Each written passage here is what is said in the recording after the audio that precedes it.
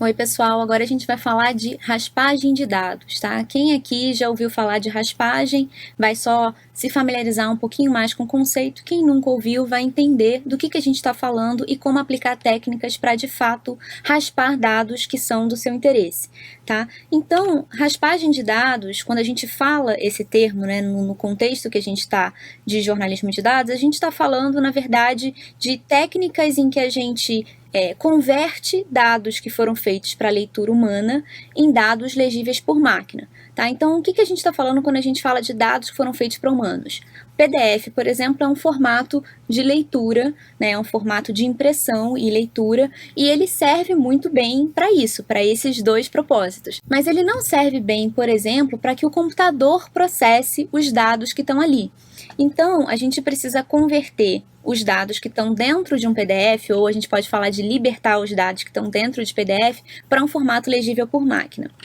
O mesmo acontece com páginas da web, tá? A gente tem ali as páginas, tem uma estrutura por trás dessas páginas, que é o código HTML, né, em geral, e essa estrutura permite que a gente raspe as informações que estão ali. Então, por exemplo, quando a gente está navegando por um site de compra, né, e aí a gente vê que tem uma certa estrutura, tem uma lógica, né, a mesma lógica que permite que a gente entenda o que é um título, o que é o subtítulo da página, né, o que é a descrição do produto. Tudo isso tem uma lógica por trás e essa lógica permite também que a gente utilize programas para raspar as informações que estão ali e estruturá-las em formato de planilha.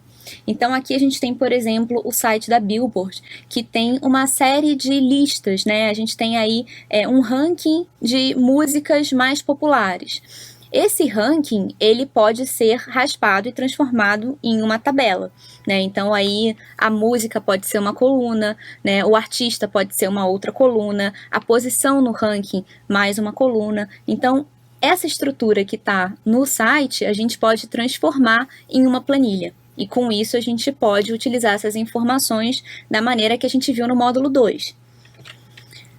Então, em suma, quando a gente está falando de raspagem, a gente está falando de estrutura, a gente está estruturando os dados para que eles possam ser legíveis por máquina, né, e transformando esses dados que foram feitos aí para interpretação humana.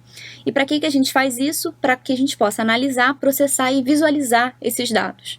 Então, a gente pode ver, por exemplo, essa página do New York Times, né, em que a gente tem um título, a gente tem o crédito, né, o byline, para quem escreveu esse editorial, e a gente tem uma pequena descrição, né, uma linha fina desse editorial. Do lado a gente tem uma foto, né? Então dentro dessa página a gente vê uma estrutura ali, né, e o mesmo acontece com essa informação aqui do lado. A gente tem blocos de informação e esses blocos eles têm uma estrutura interna própria. Então a gente pode pegar, entender o HTML dessa página, entender o que está por trás dessa estrutura que a gente está vendo, né, que a gente está lendo, e aí transformar em planilha. Para a gente fazer isso, a gente precisa entender um pouquinho do código HTML. A gente vai usar o Web Inspector e aí vocês vão entender isso na prática, mas antes de mais nada, entender o que é esse código, né? Primeira coisa é entender que ele não é um código de programação, tá? Ele é uma linguagem de marcação que foi criada pelo Tim Berners-Lee, né, o criador da web, em 1989, já fez aí, completou a maioridade há bastante tempo, e essa linguagem de marcação, ela permite que a gente leia documentos na web. Então a gente tem marcadores e o conteúdo dentro desses marcadores, né, esses marcadores vêm geralmente entre tags, tá? Então isso é o que o computador vê e não o que a gente vê. É como se fosse uma receita de bolo. A gente vai ver aqui um exemplo, tá? Então, o que o computador está vendo aqui? A gente tem um cabeçalho com o título Escola de Dados, raspagem, e aí a gente termina esse cabeçalho, né, e tem o marcador do término, que aí tem essa barra invertida, e depois a gente entra no corpo da nossa página, né? E geralmente as raspagens são feitas exatamente nessa parte que é o corpo.